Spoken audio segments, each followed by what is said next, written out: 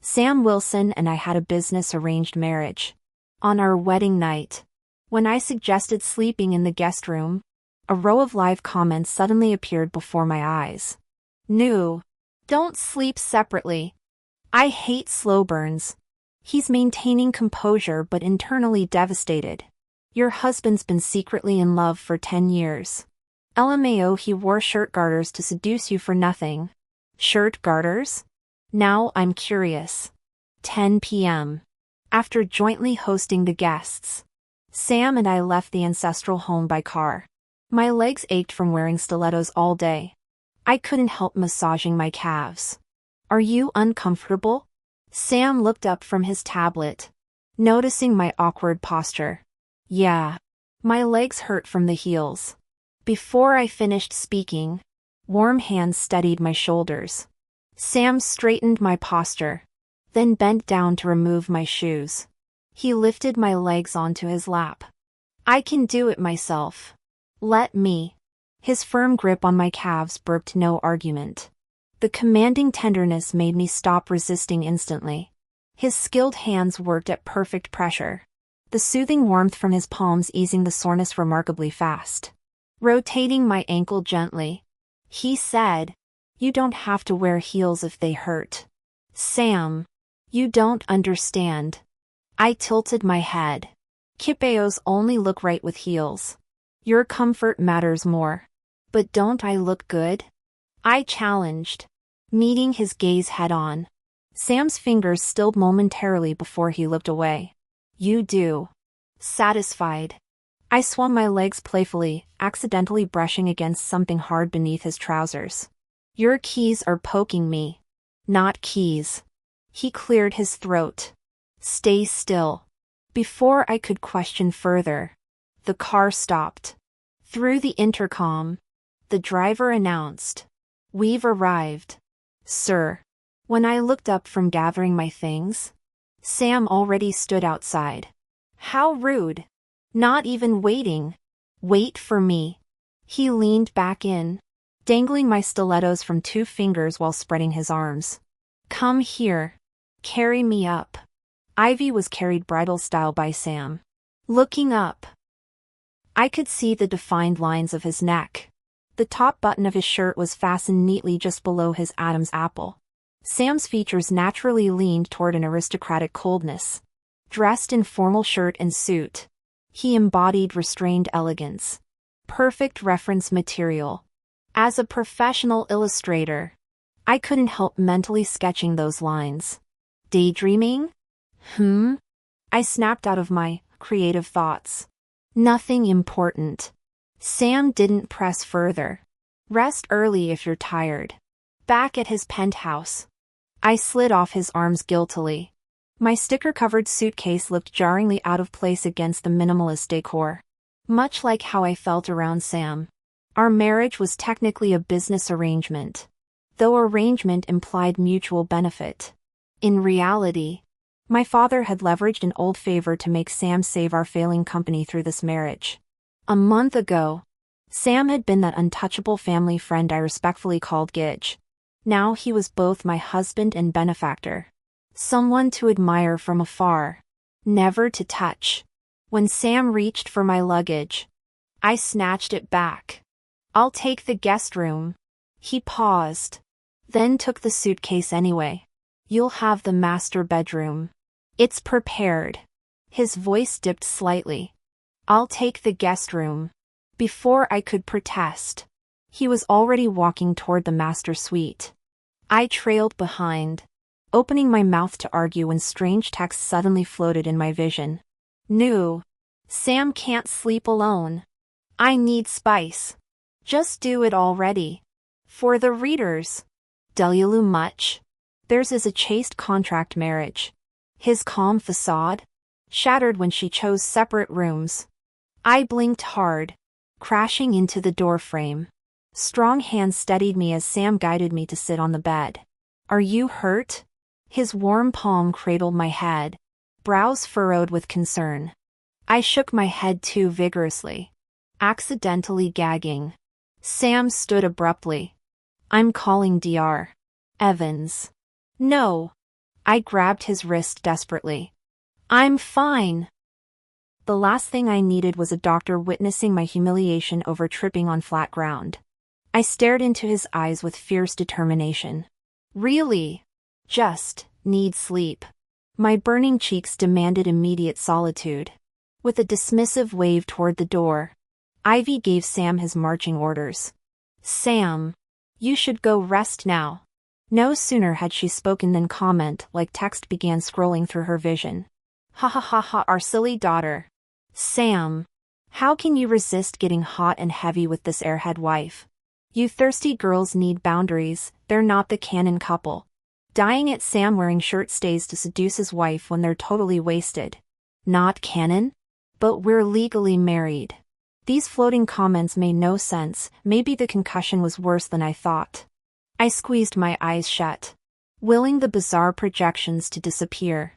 1 second. 2. Then my eyes flew open. Wait, what was that about shirt stays? My gaze dropped to Sam's tailored suit pants. Beneath the fine wool, faint ridges hinted at something. Sam seemed oblivious to my scrutiny, bending down to pat my head. All right. I won't push you. Call me next door if you need anything. Understood? His movement pulled the fabric taut against muscular thighs, revealing distinct strap outlines. Actual shirt stays? So those comments were real? As Sam turned to leave, I lunged. Wait! My hand meant to grab his jacket hem instead closed around the forbidden strap through his pants. Sam froze mid-step, slowly turning with raised eyebrows. Under that heated stare, I panicked and released. The sharp snap of elastic echoed through the room. Before I could retreat, Sam captured my wrist and yanked. Suddenly I was flush against his chest. His large hand splayed across my lower back. Ivy. His usually smooth baritone roughened. Care to explain? My stammer died as his lips brushed mine, testing. Teasing. Before realizing it, my arms looped around his neck. Ivy. Oh, Ivy. You're such a bold little thing. Sam deepened the kiss, carrying me to the bed until I straddled his lap. Something hard dug into my thigh. Your keys. I panted, pushing weakly at his chest. He broke away, voice gravel rough. Told you, not keys. Then it hit me, the shirt stays. Sam Wilson. I swallowed hard. I want to see. Is that okay? The room fell silent enough to hear a pin drop. Sam's expression shifted through countless changes. After what felt like an eternity, he finally rasped. Ivy. I just want to look. I won't take advantage of you. I hurriedly assured him, fearing rejection. I just want to see how it's different from others. Sam frowned. You've seen many people's? Never. That's exactly why I can't draw it properly. Draw? Do you often sketch male, this particular subject? Sam seemed to struggle with his words. Right. Sam only knew I was an artist. The specifics of my work likely escaped him. I'm working on an illustration series featuring shirt garters lately. Would you model for me? Please? The reference images online all felt lacking.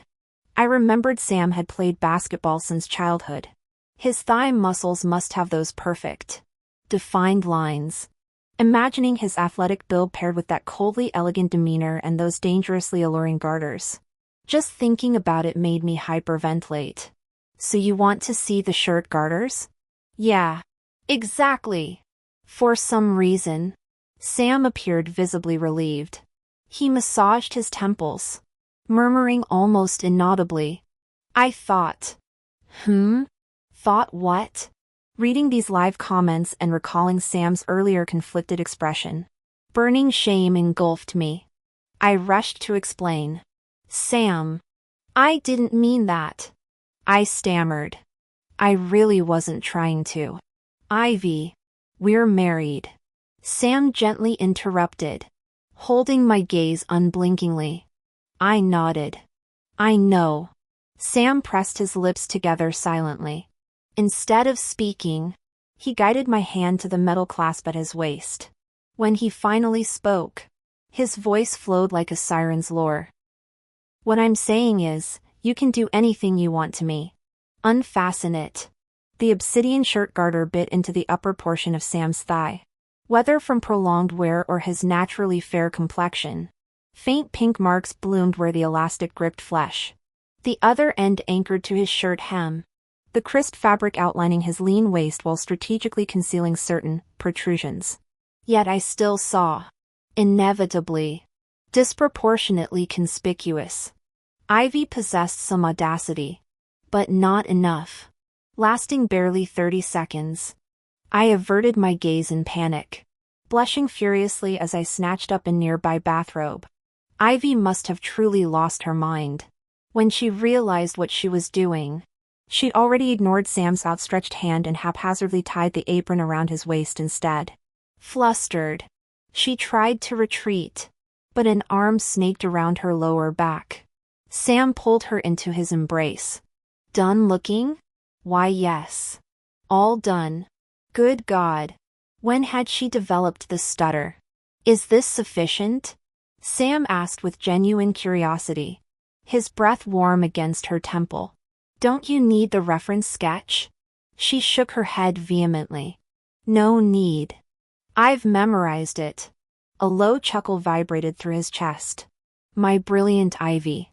She tilted her head up instinctively, drowning in Sam's dark, fathomless eyes. The live chat exploded instantly.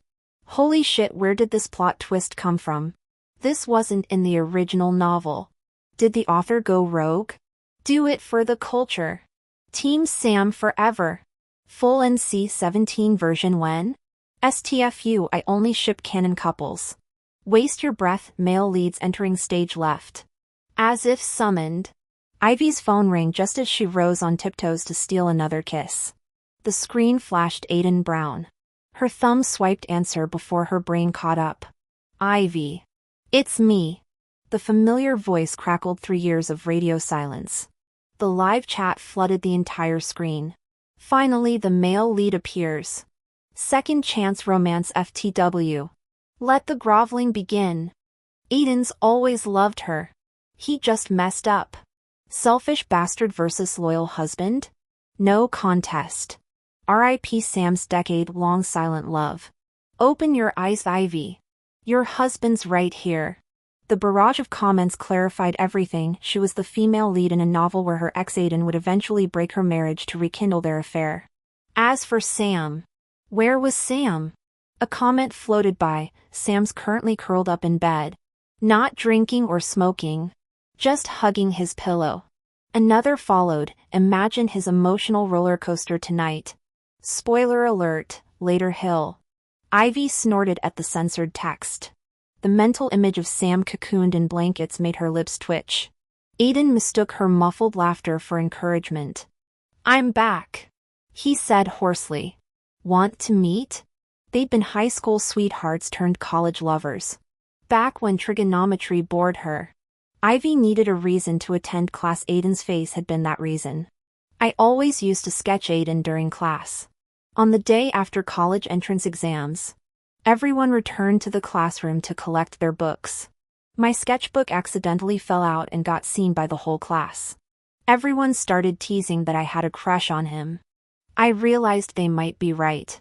So I confessed first. Our breakup later happened for the simplest reason: Aiden felt I couldn't keep up with him. While I was happily planning our future together, he'd already secretly received a graduate school offer abroad.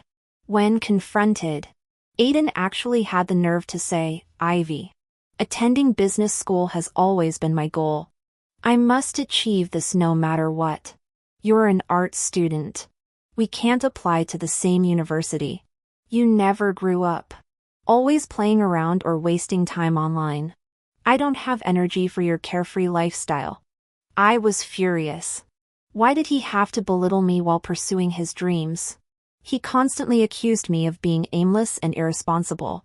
But I'm actually quite accomplished in my own field. It finally dawned on me, what did Aiden ever truly like about me? He never cared about my life, hobbies, or aspirations. Ivy? Are you listening? Sam's voice snapped me back to reality. I'm at campus, near that mochi shop you used to love. Sam. I interrupted. I'm married. And I don't even like mochi anymore. I hung up decisively. Screw those cliché reunion dramas. I refuse to be that naive female lead. Let's never meet again. Aiden. Life loves cruel jokes though. The more you avoid something, the more it finds you. Within days, June messaged me about our high school homeroom teacher's retirement party doubling as a reunion. Gatherings like this practically guarantee awkward encounters with successful exes. I flopped onto my bed screaming into pillows until knocking interrupted me. Sam's voice filtered through the door. Ivy? Everything okay? We hadn't seen each other for days since our wedding. He'd flown out for business the next morning. Sam's always busy. I initially wanted just a courthouse marriage, but he insisted on hosting that family banquet. It served as warning to those circling my father's company. The Clarks have strong backing now. Strangely, those live stream comments about Sam I'd forgotten resurfaced vividly. Especially, sweetheart, just look at him. Sam's been secretly in love for 10 years. I stared at the bedroom door. 3 seconds later, I buried myself under blankets, ears burning. At breakfast, I studied Sam carefully spreading cream cheese on my bagel. From his tailored suit to every refined movement, he exuded aristocratic grace. Could this man really have harbored feelings for me for a decade? Have you ever had a crush on someone for 10 years who couldn't understand the math problems you taught and even made you faint from frustration? That year, Sam was a junior. During winter break, he was entrusted to tutor me in math as I prepared for my senior year of high school. I'd already passed my art school entrance exams. Academic subjects were my final hurdle. I tried my best, but still dozed off during every session. Eventually, I felt guilty about wasting his time. Sam, I suggested, maybe you should give up on me as your student. I'm just not good at this. He simply patted my head. I'm going too fast. He said gently, we'll take it slower. And never call yourself slow. I knew he was being kind. But the day he collapsed after explaining solid geometry concepts 4 times still haunts me. Though doctors diagnosed acute appendicitis, I'll always believe my denseness contributed, especially since they mentioned his chronic insomnia and excessive stress. Out of guilt, I brought him soup for days. Then he went abroad, and we lost touch until now. Have you been sleeping poorly? A slice of ham landed on my plate as Sam asked casually.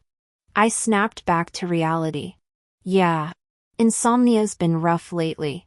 He hesitated, words tangling on his tongue. You should rest more. Live comments immediately flooded the screen. Frowny face second lead syndrome. This is why he's single. Sam's dying to ask about that phone call from Aiden. Notice how our girl hasn't slept since Aiden called? Sam's been burying himself in work all night. Wait, she's not actually losing sleep over Aiden. Plot hole? These two might as well speak different languages. She's clueless about his feelings. Without these comments, I'd never have realized Sam's misunderstanding. That night, I'd simply been too absorbed reading live comments to notice him returning. I was painting. I blurted, poking his arm with unconscious familiarity. You gave me such good reference material that night, I had to capture it before forgetting. Sam's brows furrowed. Don't push yourself like that again. His unexpected sternness confused me. I'd thought sharing our creative connection would please him. Okay. I'll stop. I mumbled, stuffing too much ham in my mouth and triggering a coughing fit. He quickly handed me water. Not what I meant. Sam clarified, rubbing circles on my back until the coughing subsided. His palm lingered a heartbeat too long against my spine. It suddenly hit me that our current position resembled Sam embracing me from behind. My face warmed as I instinctively stepped back. only to have Sam close the distance again. His crisp cedarwood cologne enveloping me. He seemed oblivious to our proximity, maintaining that soothing tone one uses with children. I meant you should cut back on late nights. I know painting matters to you, and that inspiration often strikes after dark. But chronic sleep deprivation takes its toll. This isn't about controlling your creative process, but rather... Sam paused. I want you to know I'm here whenever you need me. I blinked, certain I'd misheard. Whenever? Whenever. I'd assumed that night was an exception. After all, Sam had seemed so uncomfortable then. His thumb brushed my lower lip, wiping away a water droplet. Ivy, he murmured, eyes crinkling. Haven't I told you? My door's always open for whatever you need. The obsidian intensity of his sleep-deprived gaze made me lightheaded. All right. I should go nap. I stammered, fleeing to my bedroom, burrowing under the covers. I pressed a hand to my racing heartbeat. After the most restful sleep, I scrolled through my 99,000 follower art account. My latest post exploded with notifications. I'd intended to add garter straps to existing characters, but somehow created an entirely new original character overnight.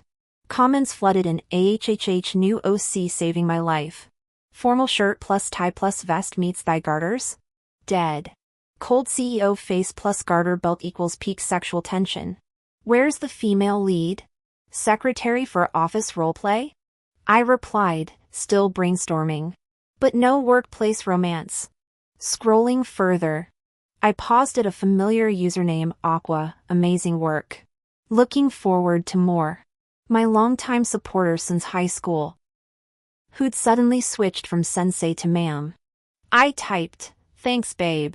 Next up, kneeling in suit scene. Stay tuned for dinner, a class group chat notification popped up, finalizing reunion attendees this weekend. Aiden hadn't contacted me since that phone call. June mentioned he'd asked if my marriage was real. Ivy, be honest. June pressed. Did you rush into marriage to provoke Aiden? Of course not. I stared at my phone. I didn't even know he was returning stateside. And we broke up years ago. I stopped liking him ages ago. The memory faded. In the class group chat, the monitor sent another message. Those attending, please confirm with your name. I stared at the screen before typing, Ivy Clark. Back in high school, even my dad had opposed my decision to pursue art. Surprisingly, MS. Mia became my first supporter, even convincing my father. Of course I'd attend her retirement ceremony. Almost immediately, a new message popped up, Aiden. Live comments flooded the screen, they're so shipping them. Aiden's been holding back all this time. Ivy, your heart must be racing right now. I'm dying to see their reunion. Wait, did I miss some crucial plot point? She's totally lying about not caring. Girls always mean the opposite when they say no. I wanted to reach through the screen and delete those comments myself. What crap logic, no means no. Do I look like some lovesick fool who'd pine over one guy forever? The comments actually made me nervous about seeing Aiden. Even at the reunion, I slunk into the private dining room like a thief, desperate to avoid being alone with him. Turned out the shippers were fantasizing Aiden arrived with Emma, the girl he'd gone abroad with. Except for our accidental eye contact when he entered, Aiden never glanced my way throughout the dinner. The classmates who'd planned to tease us instantly fell silent, shooting me pitying looks instead. Though exasperated, I relaxed completely and focused on enjoying the food. Everything was fine until I went downstairs to retrieve the teacher's gift. In the hotel lobby, someone yanked me into an alcove. Aiden gripped my wrist fiercely, expression stormy. Where's your husband? Why come alone? I twisted unsuccessfully.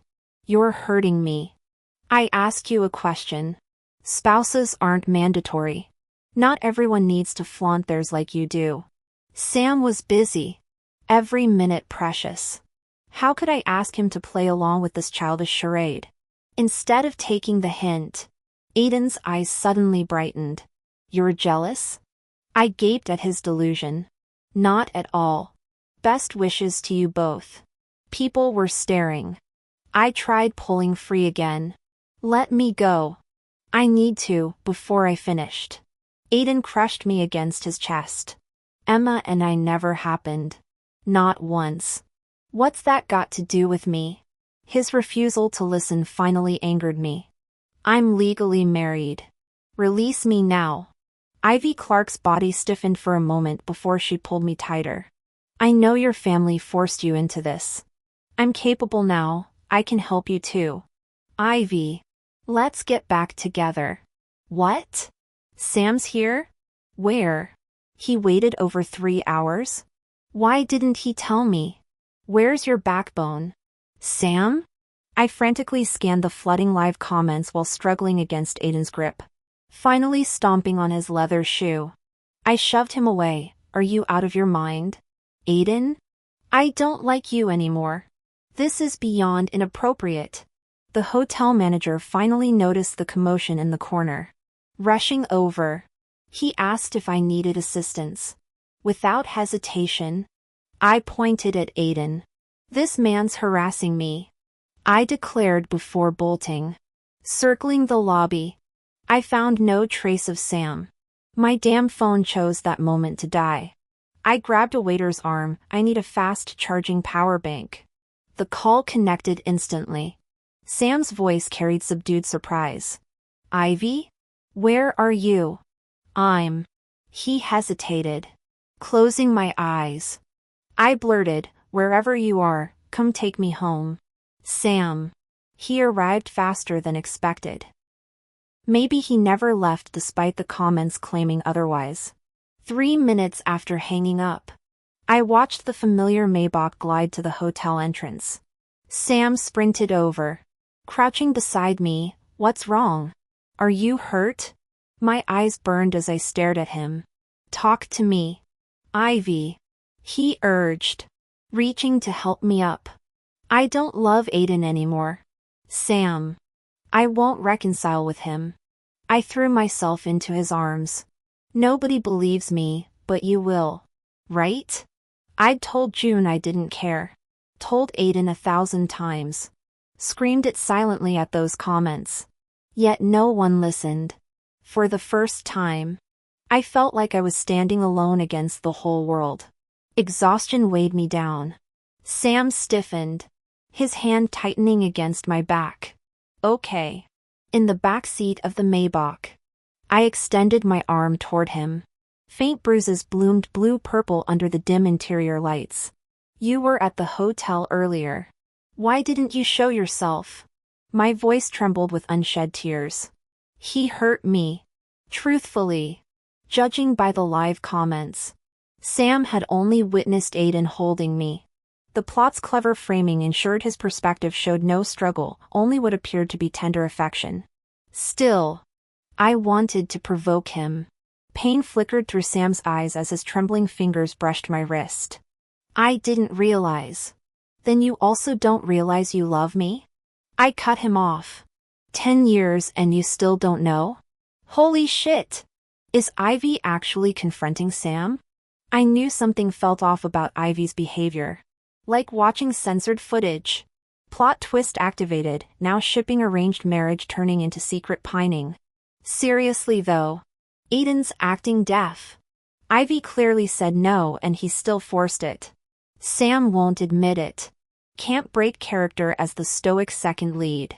Sam please hate Ivy already. Sam froze, staring at me like I'd stripped him bare. A decade of hidden longing now lay exposed between us. Mission accomplished. I slapped his hand away. If your mouth isn't going to speak useful words, you might as well donate it. I closed my eyes, ignoring his attempts to talk as I pretended to sleep. Back home, I barricaded myself in the bedroom. Sam's knuckles rapped softly against the door. Ivy, open up. Let me treat your bruises at least. Your arm will be black and blue tomorrow. Fine. Pretend I'm talking to myself then. Ivy, you were too young back then. Having those thoughts, I felt like a monster. Okay. I am a monster. When I saw you confessing to Aiden at your high school graduation, I knew how much you loved him. That sketchbook you made him. Even your breakup happened because he. Not this again. Just because I didn't initiate the breakup means I should wait around like a lovesick fool? Pressing against the door. I snapped. Getting dumped means I have to stay rooted here loving him forever? Never. Sam rushed to placate me. You're right. Forget him. My thinking was too narrow-minded. His knuckles brushed the wood again. Voice turning pleading. Ivy. Open the door. You can punish me however you want later. Please? Sam's voice gradually faded into a haze. My thoughts drifted aimlessly until, in my drowsy state, I felt someone lift me up. My back sank into the plush warmth of a bed. Cool fingertips brushed against my arm, and the scent of medicinal herbs filled my nostrils. When I awoke again, the space beside me lay empty. In the living room, Sam sat on the sofa. He rose when he heard me open the door, approaching me with quiet steps. Couldn't sleep? His obsidian bathrobe clung to damp skin, water droplets gliding down the faint ridges of his collarbone. An inappropriate thought flashed through my mind. This man is lethally attractive. Yet as he drew nearer, the winter's chill radiating from his body became unmistakable. Deep December had settled in. Why didn't you dry your hair? Didn't want to wake you. Then why not come to the bedroom? The living room's warmer. What about the bedroom heater? Probably broken from disuse in the guest room. So Sam had been sleeping without heating all this time since our marriage? He ruffled my hair. Go back to bed. I'll stay here tonight. Steering me toward the bedroom, he began closing the door behind me. Guilt pricked at me. Take the master bedroom. Unnecessary. Sam isn't afraid of the cold. You'd catch a chill out here. I don't mind the cold either. Ivy. Be good. Let's just sleep together then. My fingers twisted in his bathrobe belt. Pulse racing. Shared body heat prevents chills. Within half a heartbeat, Sam lifted me clean off the floor. The door slammed shut as he pressed me against it. Our breaths tangling.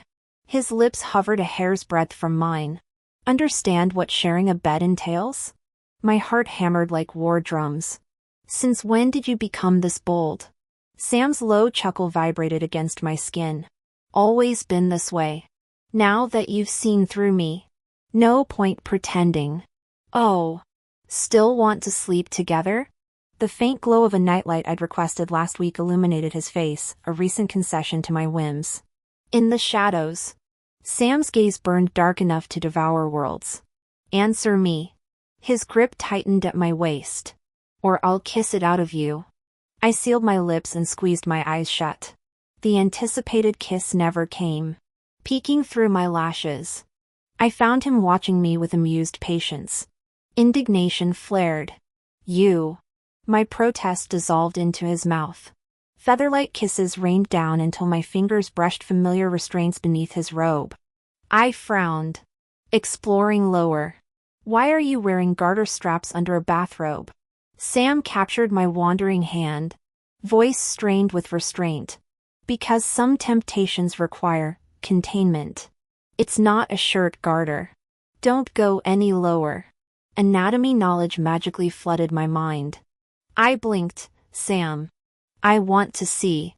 Sam covered my eyes and kissed me again. Feel it directly. When I woke again, the bed was empty. Pale light streamed through curtain cracks onto the wooden floor. Comments exploded. Holy guacamole.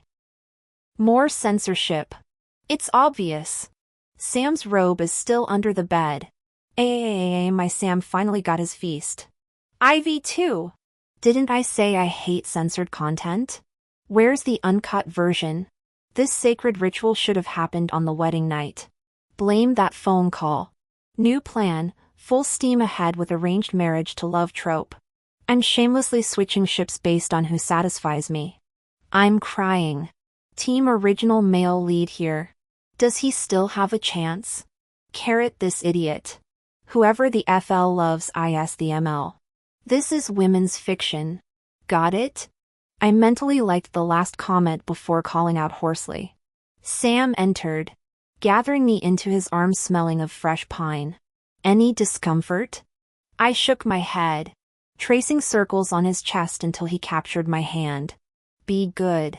Dinner's ready, you need regular meals. Truth was, Sam had been enforcing my schedule since that day, making breakfast before work, arranging private chefs for lunch and dinner. Yesterday before the reunion, he'd called asking my dinner preference, saying he'd cook after early meetings. I'd chosen high school reunion over home-cooked meal. Missed his cooking. Gained alternative nourishment. Fair trade. Sam, I want your coconut chicken soup for lunch. Done. He carried me to the dining area. Through floor-to-ceiling windows. I noticed wet patio tiles and wind-scattered leaves, remnants of last night's storm. The soundproofing here was excellent. I next saw Aiden at Mrs. Mia's retirement ceremony. After that night, he'd called and texted repeatedly. I blocked him everywhere. Aiden couldn't reach me, he didn't know my new address. He'd asked June, but June kept silent. After the award ceremony for MS Mia Davis ended, I wasn't surprised when Aiden stopped me. Thankfully, he didn't immediately start groping me this time. I'm sorry for losing control that day. I nodded. Apology accepted. You blocked my number. Yes. Don't call again.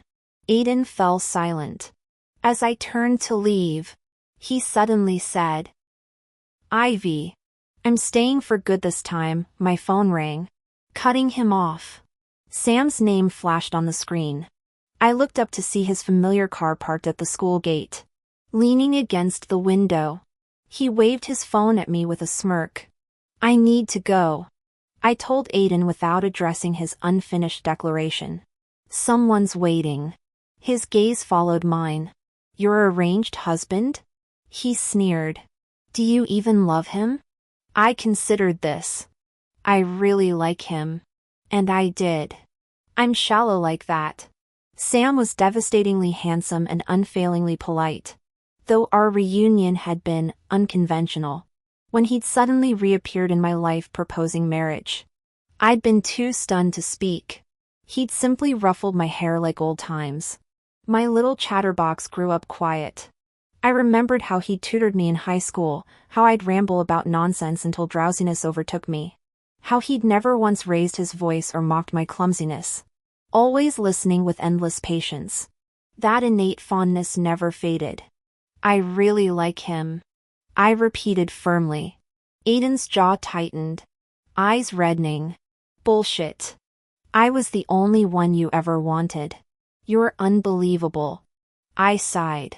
You demand answers, then refuse to believe them. What's there to understand? You never cared that much to begin with. Why come back now? I did care. He choked out. I just feared I'd hold you back from grander ambitions. I finished. I get it. But Aiden? I won't wait around forever. My feelings died long ago. This is the last time I'll say it, let it go. I didn't wait for his response. Sprinting toward the man leaning against the luxury sedan, Sam caught me effortlessly, my face smushing against his cashmere-clad pectorals. Easy. His chest rumbled. I'm not going anywhere. I nuzzled the soft fabric. Daddy, his ears flushed pink. Behave. We're in public. Fingering his tailored waistcoat, I whispered, keep this on tonight? I need reference material. His low chuckle vibrated through me. Anytime. As everyone knows. The first time I drew shirt garters, my daughter remembered them at a glance. What exactly happened last night that made her unable to paint? Instantly, I recalled how Sam had suddenly pounced on me while kneeling. Sam was like a greedy cat. My ergonomic chair became his dining table. Sam pinched my cheek, snapping me back to reality. Your face is so red. What were you thinking about? I covered my burning cheeks. No more treats for you tonight. I'm falling behind schedule. When I posted the complete new couple series online, it gained unprecedented popularity. Newlyweds in arranged marriage falling in love, perfectly catering to everyone's taste. Comments flooded in frowny face AHHH arranged marriage to love. My weakness. Doing all the naughty things under the most proper relationship status, so hot. Actually secret crush turned real. The male lead's years of pining is so satisfying. Hope you'll draw more plot development this time. Ivy, amazing work. Ma'am. I immediately replied to, Ivy, thanks babe. Love you. Want me to draw chest chains tonight? Ivy, sure. Ma'am. The next day, that publishing house I'd been waiting years to work with contacted me again about releasing my art collection. I finally agreed, taking this as my first step forward. Besides Sam, the first person I wanted to share this news with was my longtime loyal fan. Grabbing my phone, I messaged her frowny face babe. My art book's getting published. Send me your address, you'll get the first copy. Love you. Waiting for you. Sam was showering when his phone on the nightstand kept vibrating with notifications at 2 a.m. Worried it might be urgent. I called out, Sam. Your phone's blowing up. The shower stopped. Check it for me. Password's your birthday. Turns out I didn't need the password. Weibo messages from Ivy filled the notification screen. I froze. Who is it? Sam wrapped his arms around me from behind, nuzzling my neck. Read them to me. Stifling laughter. I pretended to scoff. She says love you. Waiting for you. Sam jerked upright with a horrified expression. Spam messages? Some girl? I raised an eyebrow. Should we call the police? Completely losing my composure, I shoved the screen in his face. Ivy? My top-tier fan? Care to explain? Sam? Thinking about how I eagerly ordered dishes for him earlier, I suddenly felt like I'd been ripped off.